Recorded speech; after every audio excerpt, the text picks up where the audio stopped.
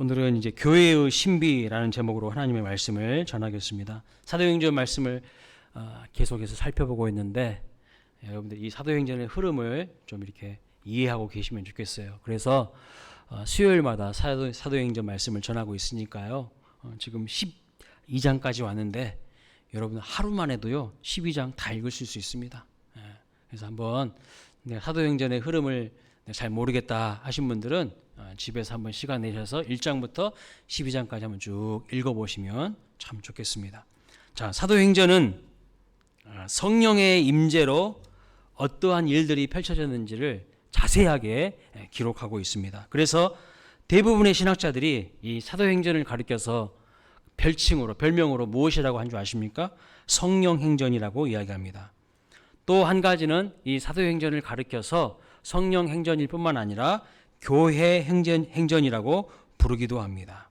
왜냐하면 예루살렘 교회, 또 안디옥 교회, 빌립보 교회, 고린도 교회, 에베소 교회 이런 교회들이 다 성령의 역사로 태어났기 때문입니다.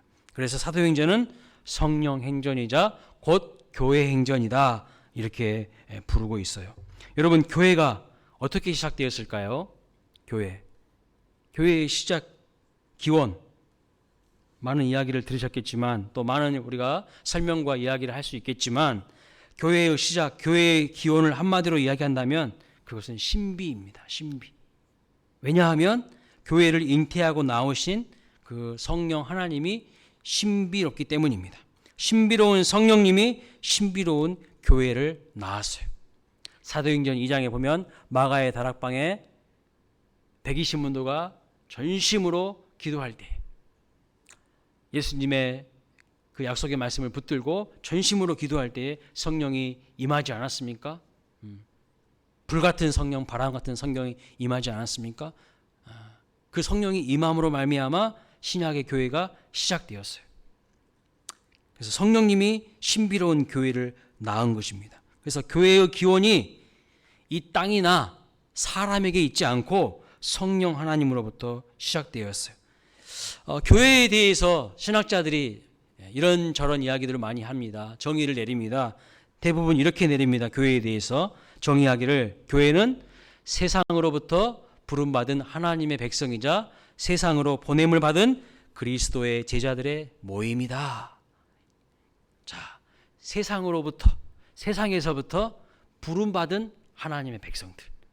동시에 십자가의 보혈로 말미암아 구원받고 변화받아서 다시 세상으로 보냄을 받은, 세상으로 파송을 받은 그리스도의 제자들의 모임이 교회라고 많은 신학자들은 그렇게 이야기를 합니다. 이 교회의 정의에는요, 교회가 무엇인지, 성도의 정체성이 무엇인지에 대해서 많은 설명을 할 수 있는 내용들이 들어가 있어요.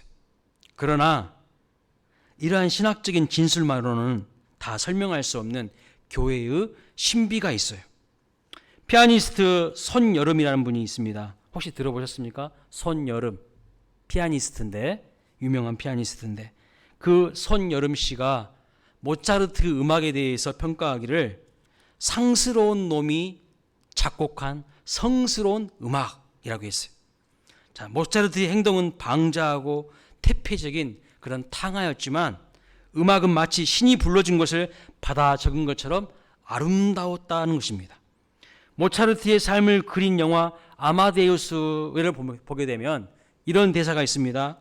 저는 상스러운 놈입니다. 그러나 제 음악은 그렇지 않아요. 상스러움이 성스러움을 품고 있다는 뜻입니다. 그게 어떻게 가능할까? 상스러움이 어떻게 성스러움을 품고 있을 수 있을까? 우리는 그런 생각을 합니다. 마찬가지로 세상에 뒹굴고 더럽혀진 우리가, 바로 연약하고 부족한 우리가 하나님의 부름을 받아서 세상에 나뒹굴고 있었던 우리가 하나님의 부름을 받아서 예수 그리스도의 보혈로 변화되고 치유받고 새로워져서 성령의 거룩과 신비를 머금을 수 있는 존재가 되었다는 것이죠. 한없이 상스러운 사람이 한없이 성스러운 음악을 만들어낼 수 있었다면 대먹지 못한 상스러운 사람들도 성스러운 교회의 주인공이 될 수 있다는 것입니다. 그래서 교회는 신비해요. 나 같은 존재가, 나 같은 허물 많은 존재가 어찌 하나님의 자녀가 될 수 있습니까? 하나님의 백성이 될 수 있습니까? 이거 자체가 신비 아니겠습니까? 이렇게 상스러운 인간들을 전도해서 변화시키시는 분이 성령 하나님이신 거예요. 이 일을 위해서 교회가 존재한다고 말씀하고 있어요. 그 말은 이 일을 위해서 바로 우리가 존재한다는 겁니다.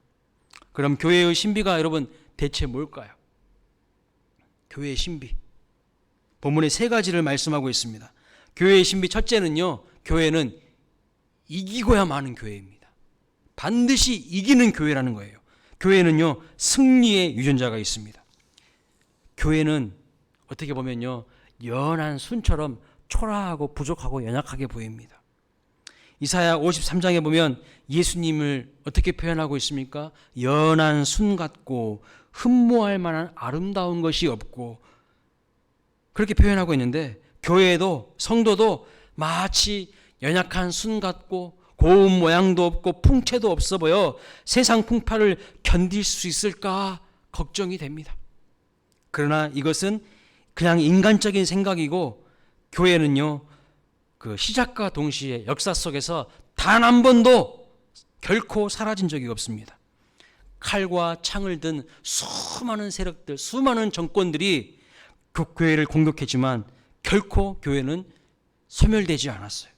오히려 핍박이 심하면 심할수록 교회는요, 더욱 부흥하고 더욱 성장했고 성도들은 더욱 강해졌습니다. 순교자의 피로 인하여서 교회는요, 더욱 부흥해졌어요. 인간의 생각은, 인간의 상식은 핍박이 심하면 심할수록, 압박이 심하면 심할수록 교회는 소멸될 것이라 했지만 아니요, 핍박이 심하면 심할수록 교회는요, 더 부흥하고 성장했어요. 갈릴리 촌놈들이 주도한 기독교는요, 연한 순처럼 시작되었지만 그 누구보다, 그 어떤 세력보다 더 강력한 생명력으로 역사의 모진 풍파를 꿰뚫고 수천 년 동안 성장해 왔습니다. 여러분, 역사를 한번 살펴보십시오. 역사를 아는 분들은요, 교회를 절대 무시할 수가 없어요. 역사를 모르는 사람들은 교회를 무시합니다. 역사를 제대로 이야기하고 있고 제대로 살펴보면 교회를 절대 무시할 수가 없어요. 역사를 살펴보면 아무리 잘 나가는 기업도요, 100년 넘기기 어렵습니다. 우리나라 잘 나가는 기업 100년 넘긴 기업 있나요? 아주 드뭅니다. 국가도요, 500년을 넘기기가 쉽지 않습니다. 민족도 역사의 풍파를 견디지 못하고 소멸하고 맙니다. 발명가 에디슨이 세운 세계적인 기업, 미국의 GE사도 150년이 안 됐어요. 떵떵거리던 노키아라는 회사 있지 않습니까? 지금 역사의 전면에서 사라졌고, 몽골족과 그들이 세운 칭기스칸의 원나라는 300년을 못 버티고 무너졌습니다. 대한민국도요, 현재 건국이 100주년이 채 되지 않았습니다. 그런데 교회는요, 출애굽의 광야 교회로부터 시작해서 3,500년 이상을 견뎌냈어요. 그리고 계속해서 부흥하고 성장했습니다. 이것이 바로 신비 아닙니까? 그 힘이 어디 있을까요? 도대체 교회를 이렇게 부흥하게 만드는 힘이 어디에서 왔을까요? 교회는요, 이기는 승리의 유전자가 있기 때문입니다. 어떠한 핍박에도, 어떠한 압박에도 굴하지 않는 승리의 유전자가 있어요. 오늘 본문에도 보시면 야고보를 살해하고 베드로를 잡아서 투옥했던 헤롯이라는 사람이 나옵니다. 이 사도행전 12장에 보면 헤롯이 야고보 사도를 살해하고 베드로를 투옥했죠. 이 헤롯은 누구냐면 예수님이 탄생하실 때에 이 2살 미만의 영아들을 살해했던 살인마 헤롯 대제의 손자입니다. 성경에 보면 그냥 다 헤롯이라고 나오는데요, 다른 사람이에요. 그 헤롯 대제와 다른 사람입니다. 누구냐면 그 헤롯 대제의 손자입니다. 그래서 이 사람의 이름은 헤롯 아그리파 1세예요. 헤롯 아그리파 1세. 이 헤롯 아그리파 1세가 오늘 본문을 보면 두로와 시돈 사람들을 향해서 대단히 노여워했다고 기록하고 있어요. 자, 이 두로와 시돈 지역은 여러분 어떤 지역입니까? 이스라엘 지역에 이렇게 보면 두로와 시돈 지역은 해안가예요. 바닷가에 위치해 있습니다. 그래서 이 지역의 단점은 무엇이냐면 곡물 생산을 하지 못합니다. 그래서 곡물이 풍성한 갈릴리 호수 인근에서 곡물을 다 수입해 오는 것이 이 두로와 시돈 지역의 특징이죠. 이 두로와 시돈 지역의 사람들이 어떤 잘못을 했는지 구체적으로 오늘 본문에 나와 있지는 않지만 당시 갈릴리 지역을 통치하고 있던 이 헤롯 아그리빠를 매우 지금 화나게 만든 것을 볼 수 있어요. 오늘 그렇게 말씀하고 있지 않습니까? 그러자 이 헤롯 아그리빠가 곡물 수출을 중단시켜 버립니다. 이 헤롯 아그리빠가 당시 이 갈릴리 지역까지 다 통치하고 있었던 그런 시대입니다. 뭔가 지금 헤롯 아그리빠의 마음에 심기가 불편한 거예요. 화가 나 있어요. 두로와 시돈 사람들에 대해서 화가 나 있어. 그래서 곡물 수출을 중단시켜 버린 거예요. 공급을 끊어버리는 거예요. 그래서 두로와 시돈 지역의 사람들이요, 살 길이 이제 점점 막막해지는 것을 알 수가 있어. 그래서 두로와 시돈 지역의 백성들이 헤롯의 왕국에 그 갈릴리 지역에서 나는 양식을 먹기 위해서 헤롯에게 미움을 사지 않으려고 오늘 어떻게 합니까? 그 왕의 침소를 맡고 있었던 헤롯 아그리빠 1세의 왕의 침소를 맡고 있었던 블라스도라는 사람을 설득해서 화치를 맺으려고 하는 것을 볼 수가 있습니다. 그리고 그들의 몸을 낮추어서 헤롯 아그리빠 1세 이 왕에게 아첨을 하고 있어요. 아첨. 아부를 엄청나게 합니다. 뭐라고 아부합니까? 오늘 말씀 보십시오. 백성들이 크게 부르짖대. 22절에 이것은 신의 소리요 사람의 소리가 아니라 하거늘. 사람의 소리지 무슨 신의 소리입니까 이게? 아첨을 엄청나게 하고 있어요. 그래서 이 헤롯 아그리빠가요, 자기가 마치 신이라도 되는 것처럼 단상에 앉아서 우쭐대면서 연설을 하는 것을 볼 수가 있어요. 자, 그런데 여러분, 이 사람의 인생 결과가 어떻게 됩니까? 하나님의 심판을 받아서 벌레에 먹혀 죽게 됩니다. 벌레에 먹혀 죽게 됐다는 것은 무슨 의미일까요? 이 사람은 벌레만도 못한 존재라는 것입니다. 무슨 의미입니까? 네가 세상의 최고라고? 아니야. 너는 벌레만도 못한 존재야.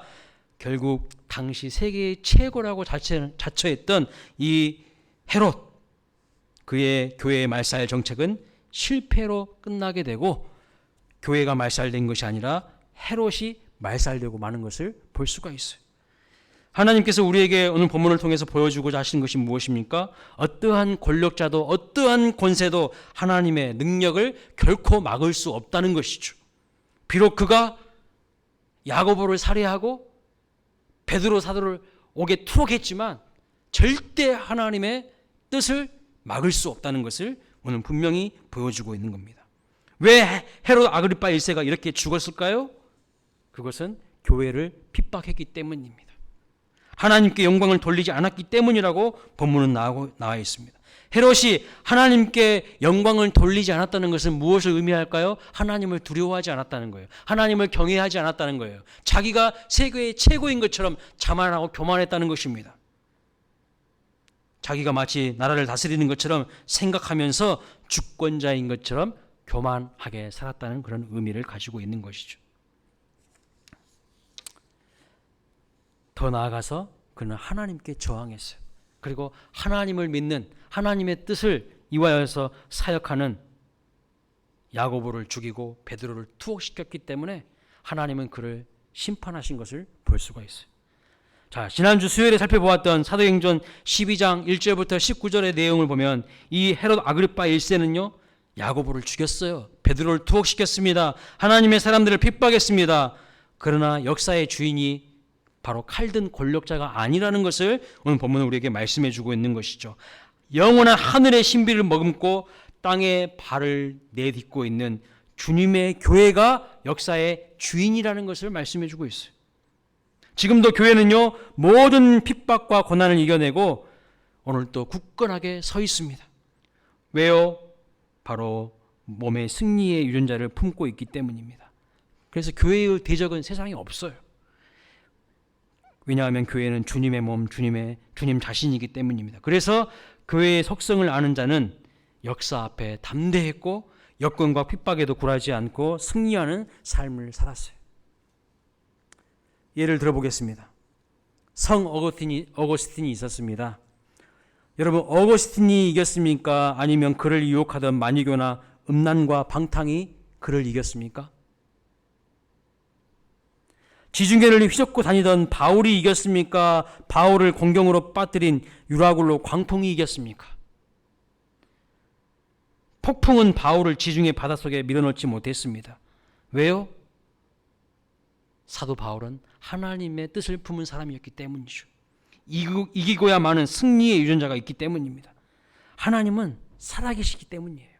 하나님은 죽으신 분이 아니에요. 살아계시기 때문입니다.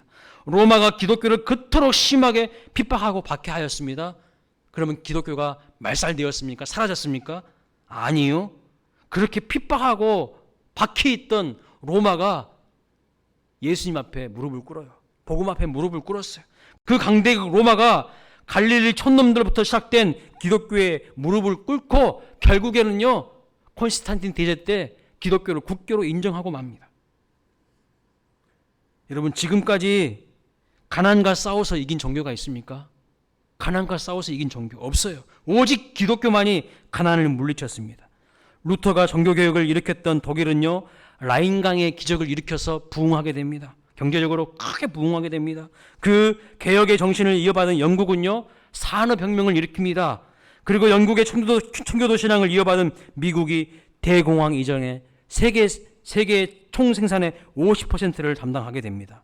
그들로부터 복음을 받은 아시아의 최빈국 한국은 2012년에 20-50 클럽에 가입할 만큼 부강해지게 됩니다. 20-50 클럽. 여러분 들어보셨죠?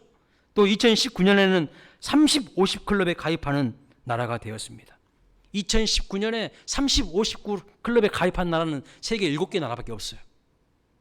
1인당 국민소득 3반물과 동시에 인구 5천만 명을 이상을 조건을 갖춘 나라를 30-50 클럽이라 하거든요. 한국이 거기 끼어 있어요. 여러분, 불교가 가난을 이겼습니까? 못 이겨요. 불교를 믿고 있는 나라들 보십시오. 다 가난합니다. 다 못 삽니다. 이슬람이 그러면 가난을 이겼습니까? 아니요. 못 이겼어요. 빈부의 격차가 가장 큰 곳이 이슬람권입니다. 누가 공산주의를 이겼습니까? 누가 사회주의를 이겼습니까? 그 어떤 종교도요, 사회주의, 공산주의를 이기지 못했습니다. 오직 기독교만이 공산주의를 이깁니다. 사회주의를 이겼어요. 지금 공산주의, 사회주의를 따르는 중국이 가장 핍박하는 종교가 어느 종교인지 아십니까? 기독교예요. 최근 몇 년 사이에 우리나라 중국에서 사역하시는 선교사님들이 엄청나게 많이 추방을 당했습니다. 중국에서 적발이 되어서 엄청나게 많은 선교사님들이 다 한국으로 다시 돌아오고 있어요. 추방을 당하셨습니다. 엄청난 핍박과 박해가 심합니다.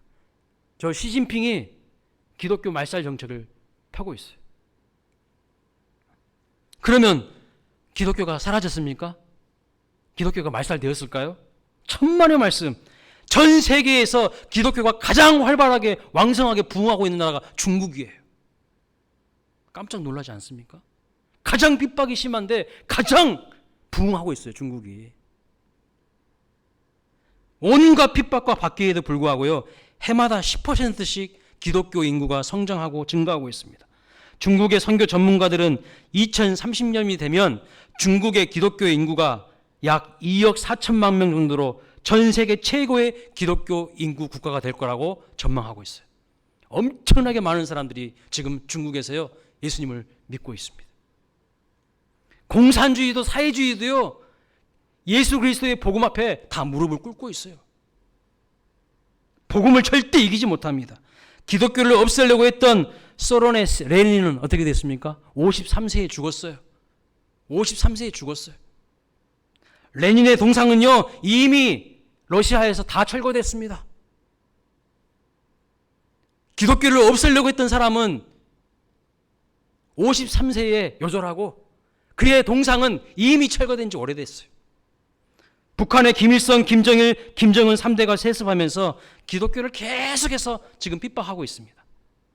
그렇지만 북한에 붙잡혀 있다가 돌아오신 목사님들에 의하면 지금 북한의 지하교회 성도들이 20만 명 이상 되는 것으로 정식 보고가 되고 있어요. 엄청나게 많은 지하교회 성도들이 환난과 핍박 속에서도 예수님을 나의 구주, 나의 하나님으로 고백하고 있습니다. 교회는요, 이기는 교회예요. 지는 법이 없어요. 역사 이래 그 어떤 세력도 교회를 꺾지 못했어요. 교회를 꺾으려고 핍박하고 달려들었던 세력들은요, 다 하나님 앞에 심판을 받는 것을 볼 수가 있어요. 자, 교회의 신비 두 번째가 무엇일까요? 교회는요, 무한을 담은 그릇이라는 거예요. 무한을 담은 그릇. 무한을 담은 유한입니다. 본문 24절 말씀 보세요. 하나님의 말씀은 흥왕하여 더하더라. 헤롯이 그렇게 핍박했는데 하나님의 말씀은 흥왕하여 더했다고 말씀하고 있어요. 아니, 핍박했으면 쪼그라져야죠. 소멸해야죠. 사라져야죠. 아니요. 하나님의 말씀은 더욱 흥왕하여 더해간다는 거예요. 본래 하나님의 말씀은요, 교회가 감당할 수 없습니다. 왜냐하면 하나님의 말씀은 신비요 무한한 가치이기 때문이죠. 그런데 유한하고 흠터성이인 교회가, 성도가 무한하신 말씀을 어떻게 담을 수 있겠습니까? 어떻게 감당할 수 있겠습니까? 그런데 본문은 교회의 말씀이 흥하여 더했다고 말씀합니다.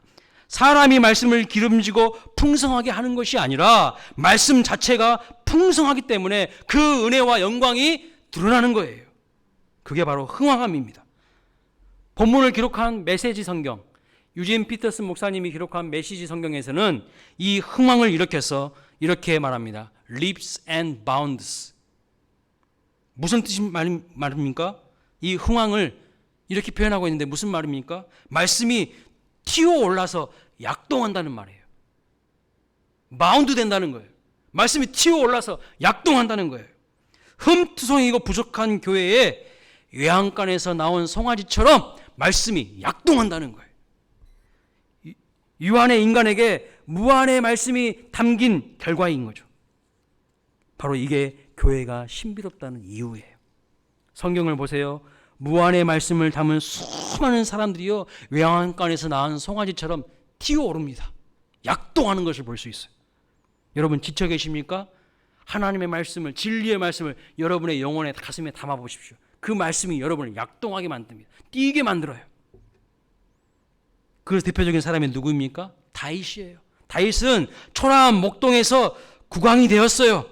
다윗 안에서 하나님의 말씀이 약동하니까 그것은 곧 다윗의 신분의 약동으로 나타나게 됩니다. 목동을 왕되게 만들어요. 약동하는 거예요. 튀어오르게 만들어요. 그는 또한 시인이었습니다. 그가 기록한 시편을 읽어보십시오. 이렇게 탁월한 시인이 없어요.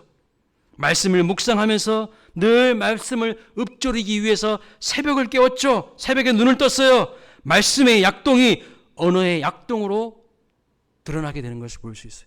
그래서 시인이 된 거예요. 하나님의 말씀을 늘 읊조리고 하나님 앞에 기도하고 새벽을 깨웠더니 하나님이 그를요 시인 되게 만드신 거예요. 그리고 다윗이 말하기를 시편 18편 29절에 이렇게 말합니다. 내가 주를 의뢰하고 적구를 향해 달리며 내 하나님을 의지하고 담을 뛰어 넘나이다.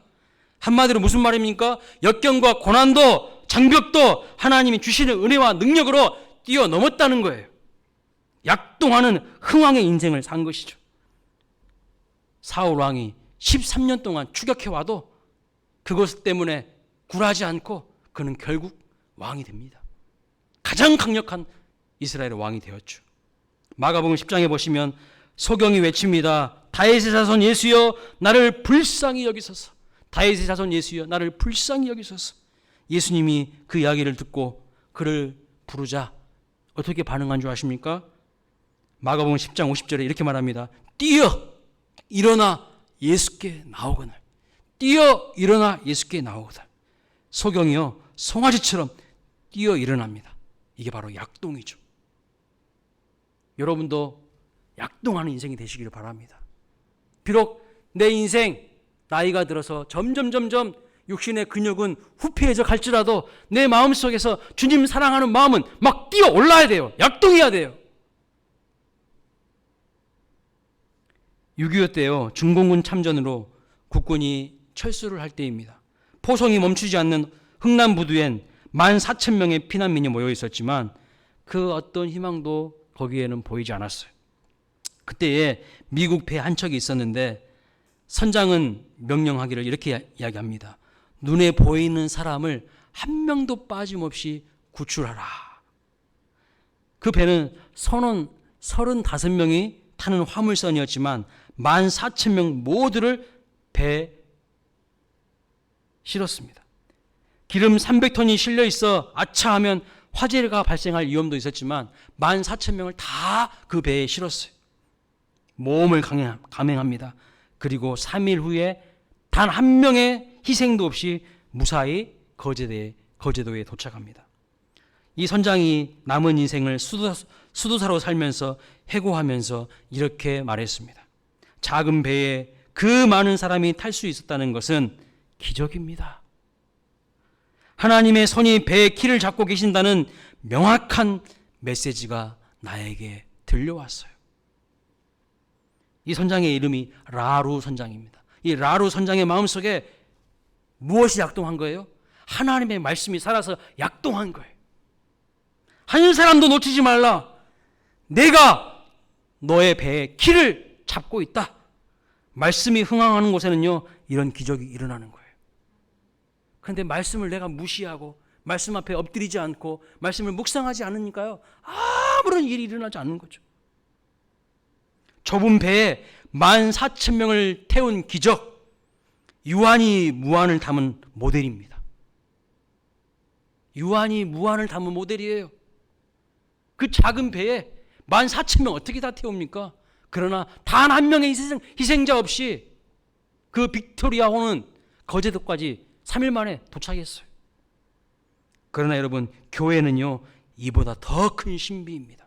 교회는 구원의 방주이기 때문에, 주님의 몸이시기 때문에 교회는 이것보다 더 큰 신비를 품고 있어요.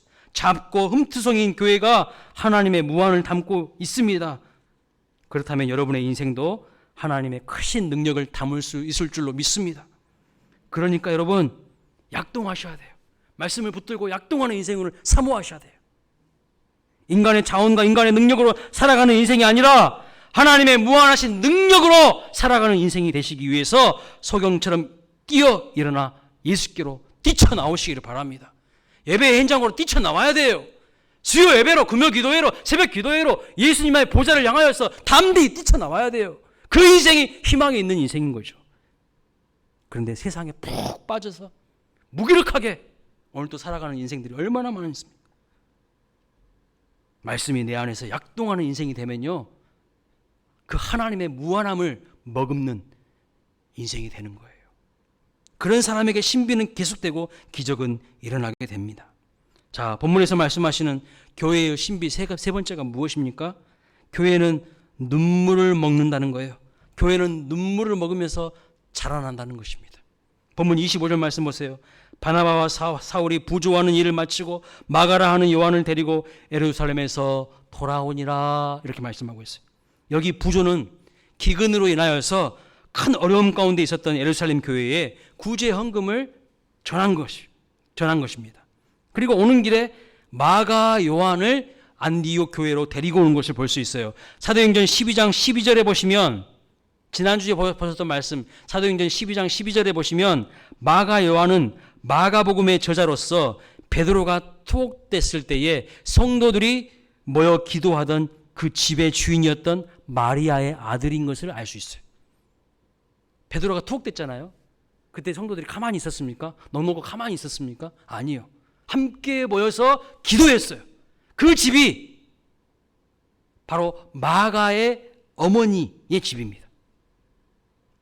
그 어머니의 이름이 마리아라고 오늘 마가복음 사도행전 12장 12절에 나와 있지 않습니까? 그러니까 마가는 초대교회가 성령으로 잉태되던 시작부터 지금까지 교회의 모습을 옆에서 다 지켜본 사람 중에 하나입니다. 신실한 목격자이고 유능한 일꾼이었던 사람입니다. 이렇게 볼 때에 예루살렘과 안디옥 교회는 어떤 관계인 것 같으십니까? 서로 물질과 사람을 내주는 유무상통의 교회였던 것을 알 수가 있어요. 예루살렘 교회가 기근으로 인하여서 어려움 당하니까요, 안디옥 교회가 부조를 전합니다. 재정을 모아가지고 전해주는 거예요. 뿐만 아니라 사람도, 마가 요한도 보내서 거기서 활동할 수 있도록 한 거예요. 유무상통의 교회였다는 거죠. 기근이 있었지만 생명 같은 재정을 내주고 최고의 인재를 내어주는 소통이 일어난 것을 볼 수 있어요. 그래서 기근을 통해 소통하는 교회, 이것이 교회가 신비로운 이유예요. 기근이 일어나면 우리는 일반적으로 어떻게 합니까? 긴축 재정을 하죠. 나도 먹고 살기 힘든데 무슨 남을 도와, 그렇게 살죠. 아니라는 거예요. 반대라는 거예요. 기근을 통해서, 어려움을 통해서 오히려 교회는요, 더 사랑이 풍성해지고 은혜가 풍성해진다는 거예요. 유럽의 유명한 축구팀에서는요, 유능한 선수를 데려올 때 여러분 돈을 얼마나 주는지 아십니까? 뭐 호나우두나 메시 같은 유명한 축구 선수 자기 팀으로 데려올 때 얼마씩 주는지 아세요? 놀라지 마세요. 1,400억이 넘습니다. 1,400, 한 명도 안 놀라시네. 한 명도 안 놀라죠. 나하고 상관없는 일이니까. 여러분, 사람이 돈이고요, 돈이 사람인 세상에 당시 예루살렘 교회와 안디옥 교회는 그렇게 돈과 사람을 조건 없이 주고받았어요. 서로 사랑으로 하나 되었기 때문이죠.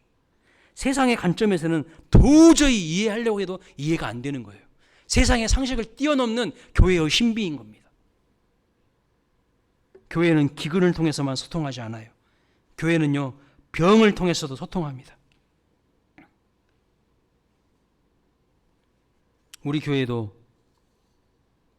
뭐 은비라든가 또 어려움 가운데 있는 분들이 있어요.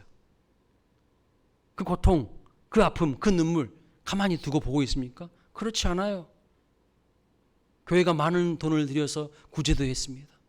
또 많은 분들이 알게 모르게 오른손이 한 일을 왼손이 모르게 도와주고 있는 것 알고 있습니다. 병을 통해서도 소통하는 거예요, 교회는. 고 이어령 교수가 지성에서 영성으로라는 책에서 이렇게 말합니다. 하나님께 가까이 갈 수 있는 지름길이 병이라는 생각에 머리맡에 체온계를 치웠다. 모든 병 속에는 신앙의 광명이 묻혀 있으니까. 병을 통하여서 하나님을 더 가까이 만났다는 거예요. 교회는요, 질병을 통해서도 서로 소통합니다. 그러면 서로 불행해질까요? 아니요. 세상이 줄 수 없는 따뜻한 사랑과 우정이 더욱 깊어져 가는 것이죠. 행복해집니다. 기근으로 먹을 것이 없어 잠 못 이루던 예루살렘 교회 성도들을 위해서 바나바와 바울은 부조를 들고 찾아갔습니다. 그리고 떡으로 눈물을 찍어 함께 나누어 먹었습니다. 얼굴 한 번 본 적 없는 유대인과 이방이 손을 잡고 예수 그리스도 안에서 함께 기뻐하고 함께 눈물을 닦아주었어요. 이게 바로 교회예요. 세상 어디에서 이런 단체가 있습니까? 없어요. 그래서 유명한 기독교 작가 필립 얀시는 다른 사람의 고통에 대해서 나의 마음결을 맞추는 것이 교회다고 그렇게 말했습니다. 다른 사람의 고통에 대해 나의 마음의 결을 맞추는 것이 교회다, 이렇게 말했어요. 옳습니다. 여러분, 마음 결이 다르다고 서로 비난하지 맙시다. 서로 공격하지 맙시다. 교회가 이것이 문제라고 말하지 맙시다. 교회는요, 주님의 몸이에요. 교회는 신비예요. 교회를 향해서 비난하고 공격하는 사람은 어떻게 됩니까? 헤롯 왕처럼 되는 거예요. 벌레 못한 존재가 되어서 하나님의 심판을 받을 수밖에 없어요. 그래서 교회를 절대 비난하지 마시고 공격하시면 안 됩니다. 그것은 교회의 신비가 아니라 교회의 부끄러운 모습이에요. 지금까지 교회가 신비로운 이유 3가지를 말씀드렸습니다. 그렇다면 이제 여러분과 저는 그렇게 살고 있는가? 우리 스스로에게 한번 물어봐야 됩니다. 그렇게 살고 계십니까?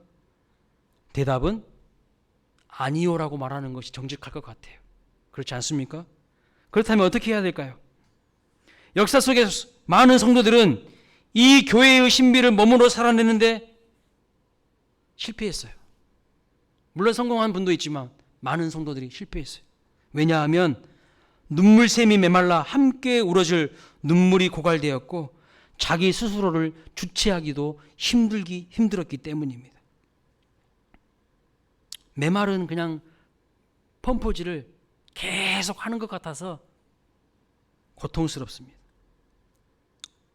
한 대형 교회 목사님이 이런 고갈과 번아웃을 경험하시고 목회를 내려놓고 쉬면서 위로 사역을 하는 한 분에게 마음을 고백했어요. 여러분, 이런 마음을 고백하니까 상대방으로부터 무슨 말을 듣고 싶었을까요? 위로와 격려의 말을 듣고 싶었겠죠. 대단히 희생적인 삶을 사셨다는 그런 격려의 말을 기대하지 않겠습니까? 그런데 대답은 달랐어요. 무슨 말을 했냐면 그분은 이렇게 이야기했습니다. 목사님의 우물이 말랐다면 더 깊이 파는 수밖에 없습니다.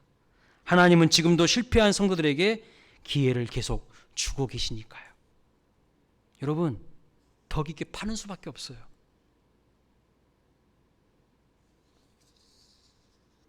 사랑하는 여러분, 교회의 신비를 앞에 놓고 실망하고 계십니까? 영광스러운 교회를 다니면서 내 모양은 이것밖에 안 된다고 하면서 실망하며 고민이 되십니까? 그렇다면 이제 메마른 펌프줄을 그만 멈추고 더 깊이 파야 할 때입니다. 하나님의 말씀을요, 더 깊이 파야 돼요. 여러분이 알고 있는 성경 지식 가지고 안 돼요. 매일매일 하나님의 말씀을 깊이 파셔야 돼요. 그래서 깊은 하나님의 우물을 마셔야 돼요. 그렇지 않으면 다 시들어가는 거예요. 그렇지 않으면 다 메마른 인생이 될 수밖에 없어요. 그렇지 않으면 다 세상에 물들어서 병든 그리스도인이 될 수밖에 없어요. 그러나 더 깊이 팔 때에 내 심령 깊은 곳에서 분수처럼 하나님의 신비가 솟아오를 것입니다. 하나님의 신비가 작동하여 상스러운 나를 성스러운 나로 변화시켜 주실 것입니다. 결론입니다. 유명한 작곡가인 스트라빈스키가 한 연주자에게 어려운 곡을 써 주었습니다. 연주자가 며칠을 끙끙대면서 연주를 했는데 너무 어려워서 그 곡을 보면서 너무 어려워서 연주를 하다가 포기하고 스트라빈스에게 찾아왔습니다. 당신이 곡을 찾아서 너무 고맙긴 한데 너무 어려운 곡이어서 연주를 못하겠다고 포기했어요. 그러자 스트라빈스키가 웃으면서 대답합니다. 맞습니다. 내가 의도한 바는 어떻게든 연주하려고 애쓸 때 나는 바로 그 소리입니다. 그렇게 이야기했어요.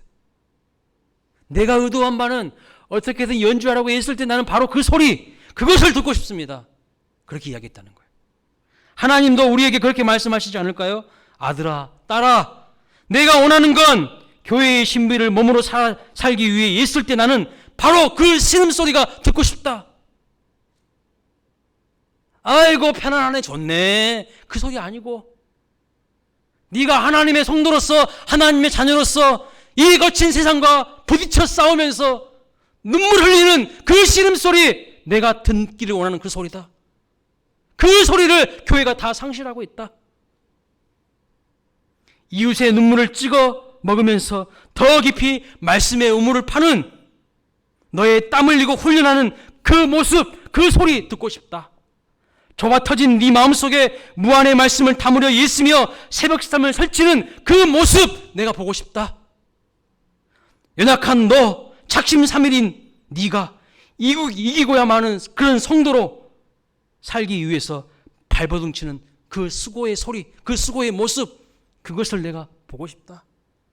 오늘 주님은 우리에게 그것을 말씀하고 있는 거예요. 하나님은요, 애쓰고 수고하는 우리의 신음소리를 받으시고 그것을 하늘의 신비로 바꿔줄 줄로 믿습니다. 그 하늘의 신비를 경험하는 우리 모두가 될 수 있기를 주님의 이름으로 축복합니다. 우리 이 시간 같이 기도하기를 원합니다. 이 시간 말씀 붙들고 같이 우리 조용히 함께 기도했으면 좋겠습니다. 나는 지금 무슨 소리를 하고 있습니까? 불평과 원망의 소리 아닙니까? 힘들다는 소리 아닙니까? 포기하고 싶다는 소리 아닙니까? 편안하게 살고 싶다는 소리 아닙니까? 하나님은 그런 소리가 아니고 정말로 하나님의 말씀대로 살아보려고 할 때에 나타나는 그 예수고 수고하는 소리 듣고 싶다는 거예요. 그런 과정을 통하여서 하늘의 신비를 경험할 수 있도록 하나님 하신다는 겁니다. 여러분, 우리는 교회입니다. 교회는요 반드시 승리합니다. 예수 그리스도의 복음을, 하나님의 말씀을 가슴에 품고 있으면요 그 말씀이 우리를 승리자로 이끌어 주셔요. 근데 내가 말씀을 포기하고 내가 말씀을 놔버릴 때 우리는 실패자 될 수밖에 없어요. 세상에 질질 끌려다니는 벌레만도 못한 그런 인생 될 수밖에 없습니다. 교회를 대적하고 교회를 핍박하고 교회를 비난하는 인생은요 결국에는 별 볼 일 없는 인생으로 끝나는 거예요. 오늘 우리는 어떻게 살고 있습니까? 주님의 몸 되신 교회를 위하여서 쓰임받는 인생 되게 해달라고, 몸된 교회를 더 사랑하게 해달라고, 그 무엇과도 바꿀 수 없는 주님의 몸 되신 교회를 위하여서 내 생명을 걸겠노라고 그렇게 이야기하고 있습니까? 아니면 세상에서 그냥 편안하게 살고 싶습니다, 그렇게 이야기하고 있습니까? 주는 상스러운 나를 성스러운 나로 변화시켜 주시옵소서. 주님의 말씀으로 하나님 나를 변화시켜 주옵소서. 주님의 신비를 머금는 아버지 종이 되게 하여 주옵소서. 다 함께 주여 부르고 통성으로 기도하겠습니다. 주여, 하나님 아버지, 하나님 아버지, 우리를 불쌍히 여겨 주시옵소서. 아버지, 점점 세상에 물들어가는 우리의 모습을 불쌍히 여겨 주옵소서. 우리를 교회로 부르셨는데, 우리를 이기는 유전자를 지닌 주님의 몸으로 부르셨는데, 이 주님의 몸이 생명의 양식을 머금고 있지 않기에 무익한 인생으로 전락되고 있습니다. 세상에 타협하며 세상에 물들어버린 그런 아무런 무기력한 인생들로 전락하고 있습니다. 주여, 우리를 변화시켜 주시옵소서. 다시 주님 앞에 무릎을 꿇게 하여 주시고 하나님을 경외하는 인생이 되게 하여 주옵시고, 이기는 교회로, 하나님 눈물을 머금는 교회로, 무한을 담은 유한의 모습으로 하나님 아버지 우리가 변화되기를 원합니다. 새로워지기를 원합니다. 상스러운 우리가 성스러운 하나님의 자녀들 되기를 원합니다. 주여, 벌레만도 못한 이 인생을 변화시키셔서 하늘의 별과 같은 인생이 되게 하여 주시옵소서. 아버지 하나님, 하나님 아버지, 우리가 교회를 대적하지 않기를 원합니다. 교회를 비난하지 않기를 원합니다. 교회는 주님의 몸인데 우리는 온통 교회를 비난하는 것으로 우리의 오늘 입술을 더럽힐 때가 많습니다. 주여, 아버지 하나님, 내가 교회임을 알고 내가 교회를 대해서 아파하는 마음을 가질 수 있게 하여 주옵소서. 교회를 사랑하는 마음을 갖게 하여 주옵소서. 주님의 몸된 교회가 곧 나임을 알고 하나님 아버지 교회의 사명을 잘 감당하는 우리 모두가 될 수 있도록 주님 축복하여 주시옵소서. 주님의 말씀을 머금을 때 반드시 승리할 줄로 믿습니다. 이길 줄로 믿습니다. 승리하는 인생 될 줄로 믿습니다. 우리를 사용하여 주옵소서. 사도행전적 역사가 우리 광일교회에도 나타나기를 원합니다. 수많은 핍박과 환난과 권고와 역경과 고난 속에서도 하나님 아버지, 하나님의 말씀이 더욱 우리의 마음속에서 흥황하여져 약동하는 인생들로 변화되게 하여 주옵소서. 어떠한 세력도 우리를 굴복시킬 수 없다는 것을 믿음으로 하나님 아버지 나아가는 우리의 인생 될 수 있도록 주님 축복하여 주시옵소서. 주님 함께하여 주시옵소서.